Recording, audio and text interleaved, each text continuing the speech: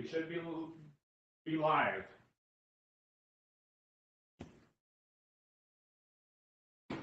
All right, everybody here, can you hear me? We're good. Let me close my door, excuse me. All right, let's call this meeting to order at 19:01 hours. And there it is. Okay, so any changes to the agenda?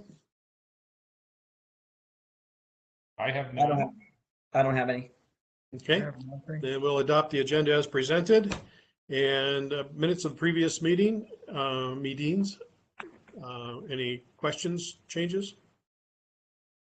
Yeah, they Additions? seemed okay to me after Yep. I shared my comments. Excellent. That's the I would advantage move of that having, we approve them then. right, that's the advantage of having a few extra days to do that. Right. All right. Then I'll make a motion, we approve the minutes as presented. I'll second that motion. Okay, all in favor? Aye. Aye. Okay. Okay, move on to public records policy. This should have the changes that you wanted. I do want to point out one thing, and we took it again from Mr. Schnurr's recommendation, which is the paying for EMS reports. Sherry asked me about that. The vast majority of our reports are from insurance and or law firms. She said we might have 5 to 10 a year from citizens.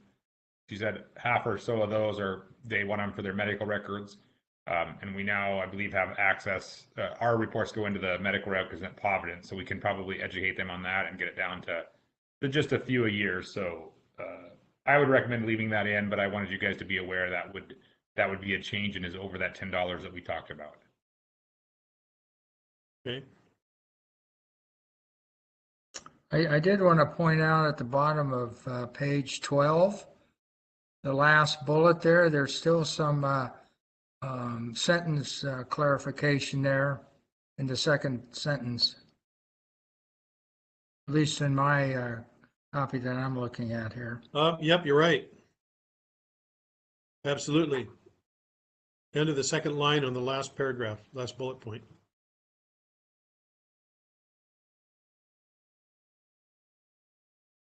Oh, in the, Oh, yeah, I thought we into a record, I will, in the record. we'll fix that for the final one, if you guys approve it with that change.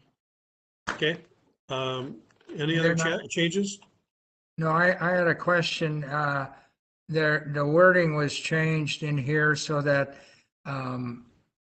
that if the state health department changes their fee schedule, it automatically changes ours. Is that how that reads then? Correct. Okay. I think that was on page 21 or so. Well, maybe not. Anyway, but yeah, okay, so that's how that works.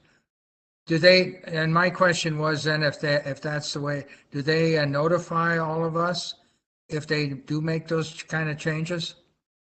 Yes, I believe so. We'd probably get notified by them and then probably a follow-up from Brian. He keeps track of those updates and lets us, gives us a synopsis yearly of things that would affect us.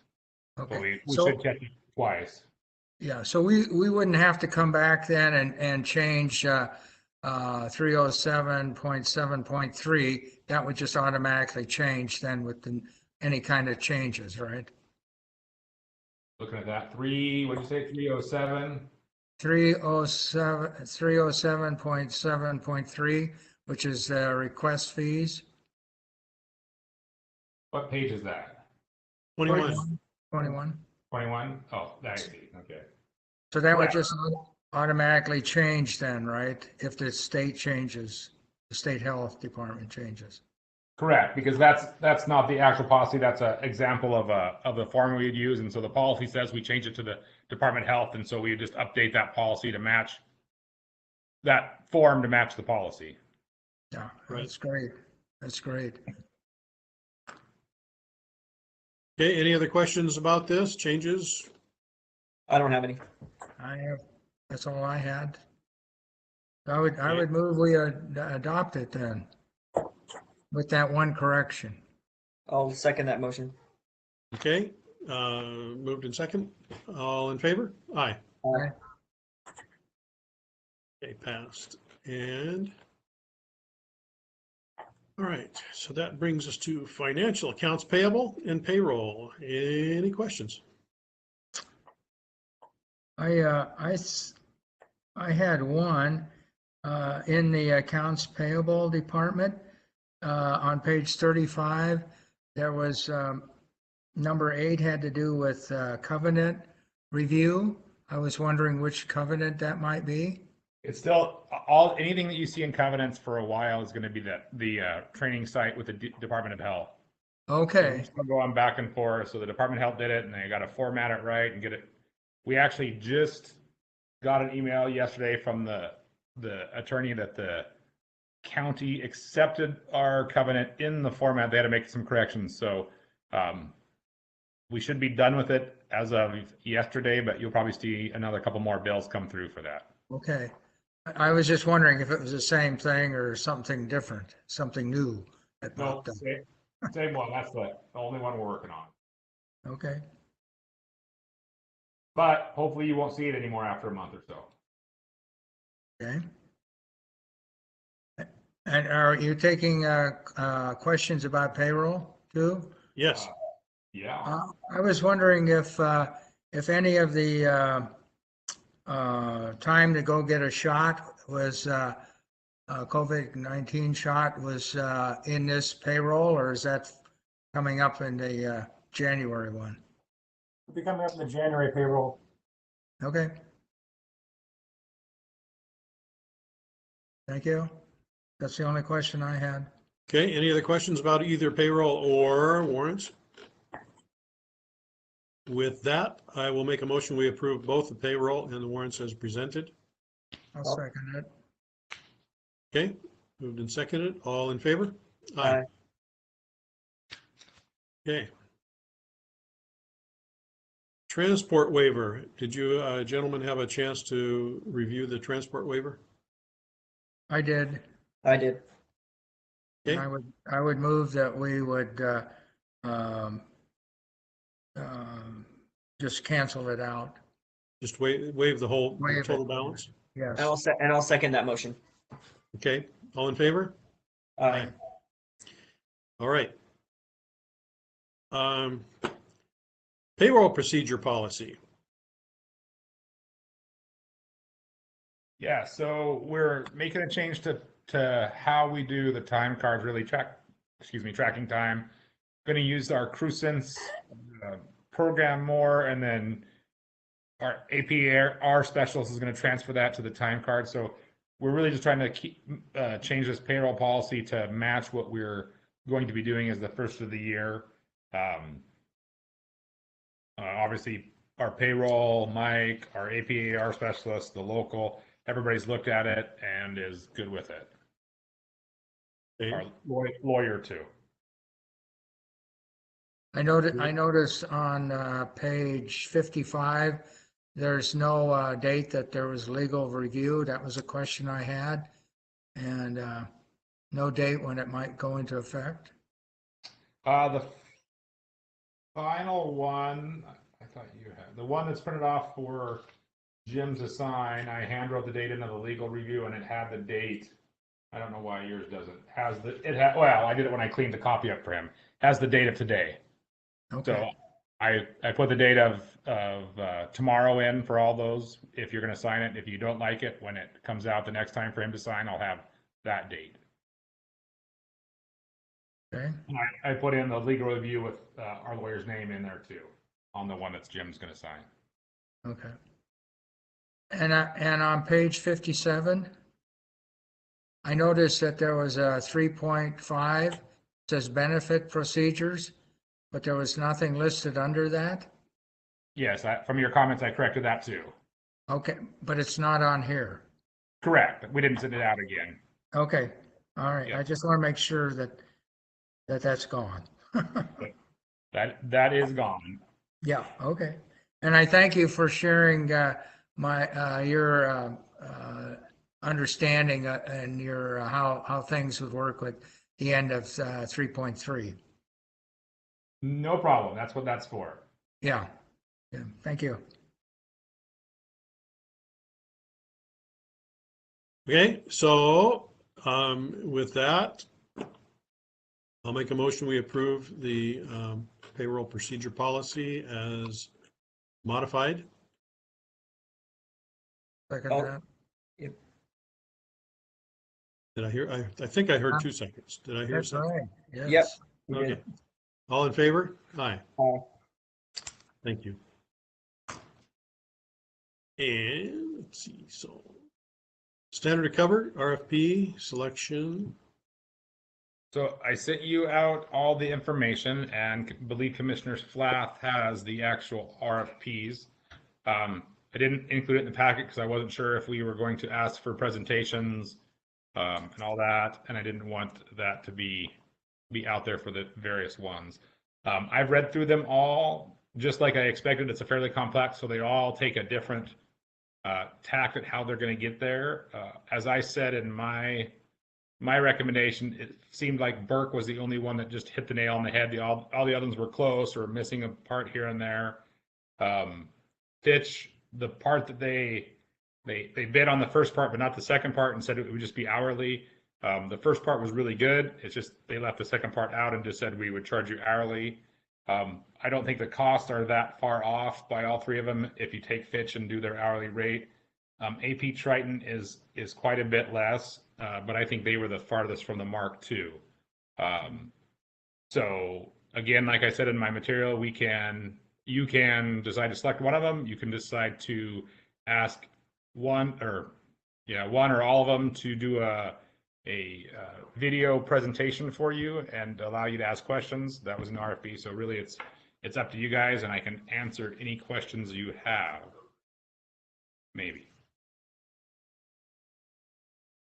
Okay, so do we have questions at this point?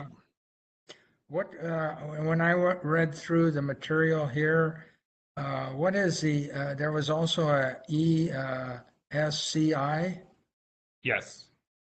and where does that fall under? Or is that a totally different one? No, that's a different company. So if for me, the way I ranked them as far as how close they came to what we wanted was Burke, Fitch, ESCI, I thought were all acceptable and in that order. And then I would say AP Triton was not acceptable in their RFP. Okay. But I just kind of left ESCI as kind of the bottom of the three, the lowest of the three of the ones that, as I reviewed them.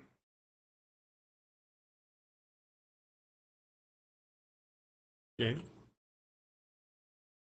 Well, I'd be happy if the chief, if we took his recommendation as from what I read here and kind of compared them. okay. Commissioner Merritt, any comments? No, I don't have any comments. I read through them and yeah, I'm good with the recommendation as well from Chief Waller. All right. So then, So is that where do after if we make a motion to approve moving forward on that, what does that the timeline look like for them, whoever we decide on? So then I'll call them and we'll get that timeline from them. So they put in their bid, that it would take 3 to 6 months, and we didn't really tell them when they were going to start, because we could have had another meeting, and so they don't know when they would have started, so they couldn't really tell us their schedule. So I will call them. All of them are the same. So I will call them and say, now that you're decided, what does your schedule look like? Where can you fit us in to start with? And then it'll be that 4 to 6 months for the second part to be done after we get a start date. All right. And what does that look like time wise for us? Are we going to be what is our involvement in their process? Everybody will have different amounts of involvement. Staff will first have to put together as much information as we can to give them, and that will kind of set them up for what they need to come and look more into. And then they're going to be setting up virtual meetings, in-person meetings, surveys. And so kind of you guys will probably be the first ones to get passed, but everybody from within the organization, community members will all be in that timeline once I get with them to set out, and we'll get a schedule out for those things. All right. Is that what you're looking for? Yep. Okay. Okay. So do I hear a motion? I'll make a motion that we go with the presentation by Burke or the RFP. Okay. I'll second that. All in favor? Aye. And, Good. Chief, I had a question Yes. about those who weren't selected. Do you notify them too and thank them for participating? Absolutely. For all the bids we do, I always notify all the respondents one way or the other. That's good. Yeah. Thank you. All right. RFA Planning Committee. So I just wanted to go over, I've sent you some stuff on the email with different information, but I just wanted to give you an update.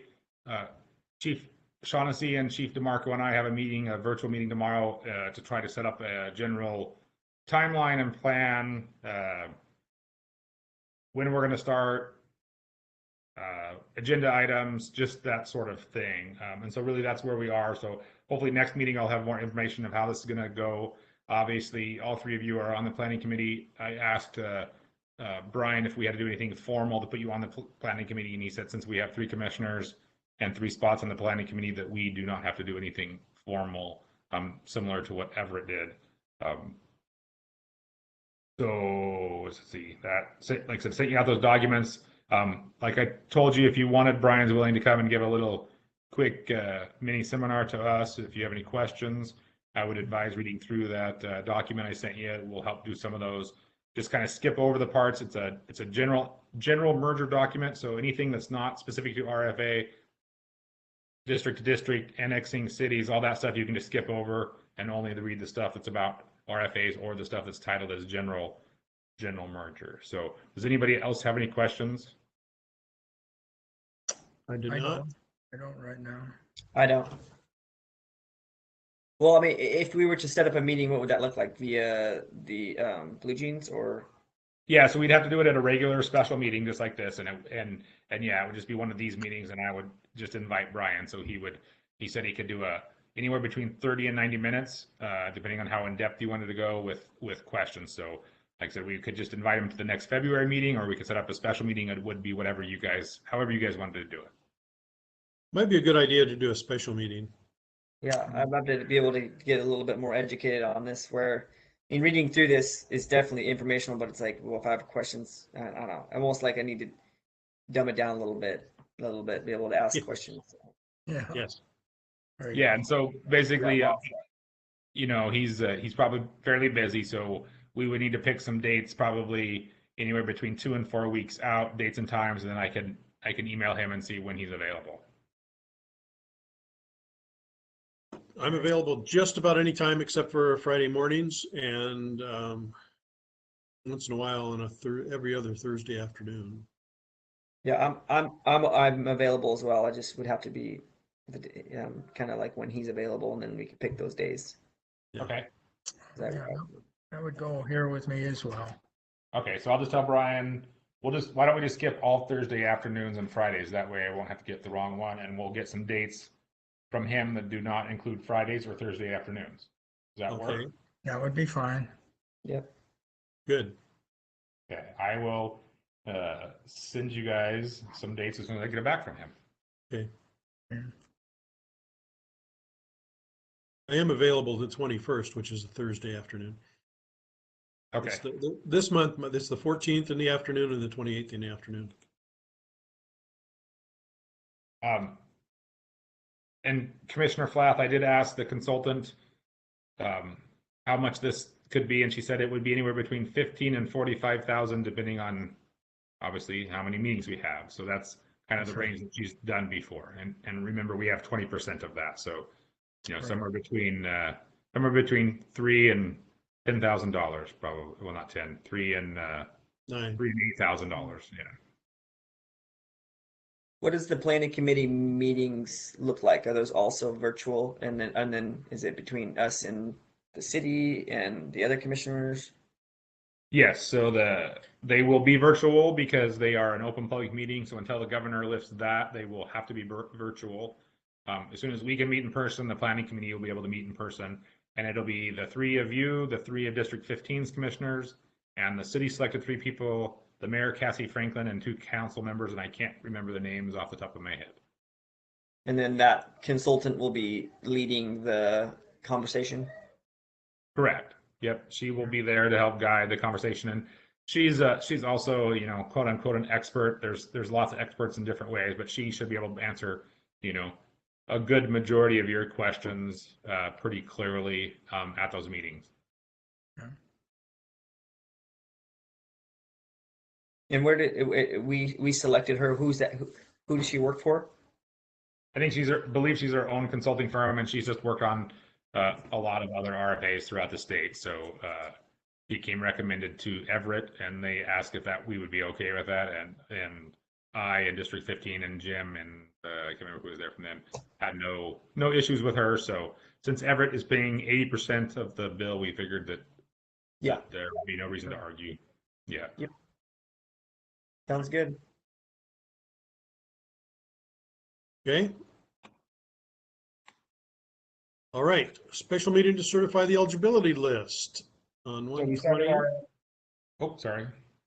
I just threw out 120 at 800, but we can really pick any time. We started our process today with 4 candidates, and I think we have 5 tomorrow, 6 on the 18th, and may schedule some on the 19th. So really, anytime after the evening of the 19th, we can do. The sooner the better for me.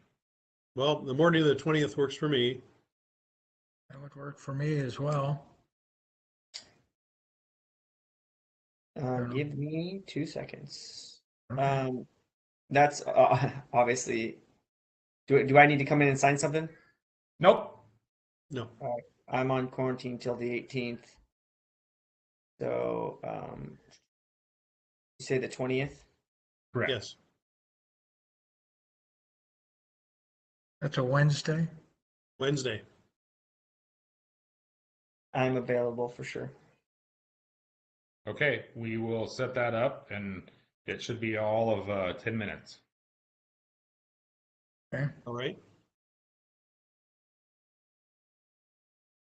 Okay.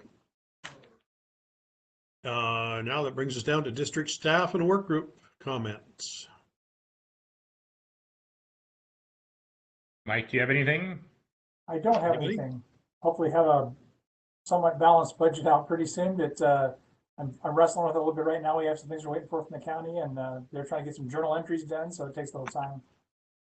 Okay. Greg. I just want to let the commissioners know, back in November, the Snohomish Fire Explorers participated in the Washington Association of Future Firefighters muster.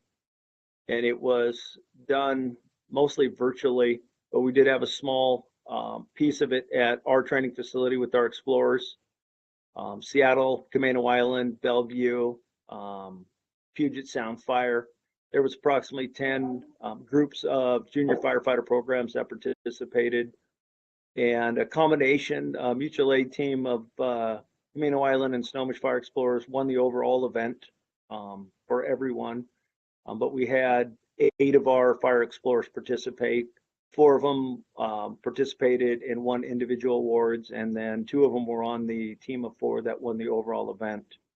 So we haven't met since then because of COVID, but we've been communicating with emails, and they're just really excited and a great group of people. And I just wanted to let you guys know that and go from there. So I have participated in several of those in the past as a helper, not as a participant.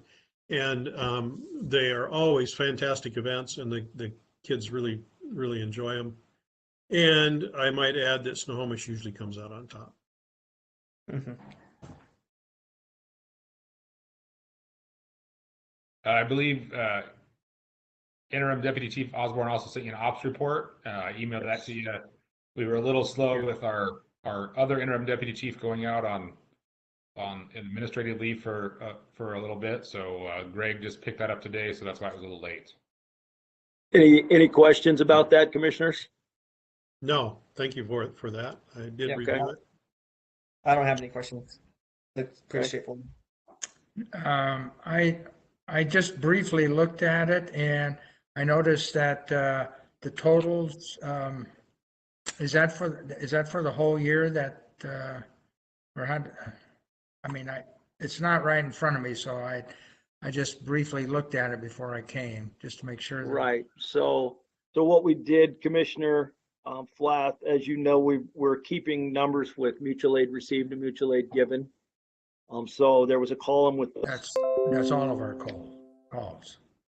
yes, Okay, yes. Including the ones that we were looking at for mutual aid received and given. right, okay. Thank you. Okay, that brings us to fire chief comments. Just a few things like I put on the agenda. I'm working on a capital apparatus and equipment replacement plan, kind of a 10-year projection. It's not really fancy, and I'm not using depreciating value and all that, but I just want to kind of get a sense of what we have to spend over the next 10 years. Between that and the capital, when the standard of cover is done, we're really going to need to be able to decide how much we can allocate to what things in the next 5 to 10 years. And so I think that's going to be a key piece. I'll be presenting that to you in the next couple of months. Again, just a good snapshot of what we would have to save in general each year to be able to fund our capital equipment and apparatus over the next 10 years. COVID, we're at 64% for vaccination, which is one of the better ones in the county, which is great, fantastic. Excellent. We had another positive last night, so we're up to 3 positives off right now. Another long-term off because of one of the positives, and 3 short-term off, and probably, I don't know, half a dozen that are going to be tested in the next 2 days because of that exposure that we found last night. So still getting positives, still getting exposures. You know, we made it so far through this without any, and then the last 2 weeks it's kind of hit us. And so we're just really trying to make sure that we are following precautions and doing what we need to do. Right now we're having everybody's off on admin leave if they're affected by COVID. We may have future discussions on that as we get our head wrapped around more of this, but that won't be changing in the near future. Okay. I got a question about it says we have some rescue swimmers makeup tests on the 13th. Are you going to try to get one on each shift, or how does that you just however many candidates want to participate? We're going to have 7 rescue swimmers, so just 2 on most shifts and 3 on one. Okay. And I think only 2 hazmat techs. And Greg, I don't have the number of rope techs, rescue techs off the top of my head. Do you remember? I want to say like 4 or 5. I believe 4, and I think maybe 5, depending on the outcome of the swimmer's test. Okay. Okay. So we were shooting for 2 per shift, and we were quite a bit short on the hazmat and pretty close on the swimmers and the tech. Okay. I just saw 2. I was like, oh, that doesn't seem like that. It seems like more people would be interested in it then. But I see what it means. Yeah. Okay. Those 2 couldn't test because of one of our previous exposures, and so that's why they're making up. They couldn't test with the other ones. Okay, that makes sense. Phones, our new phones got in.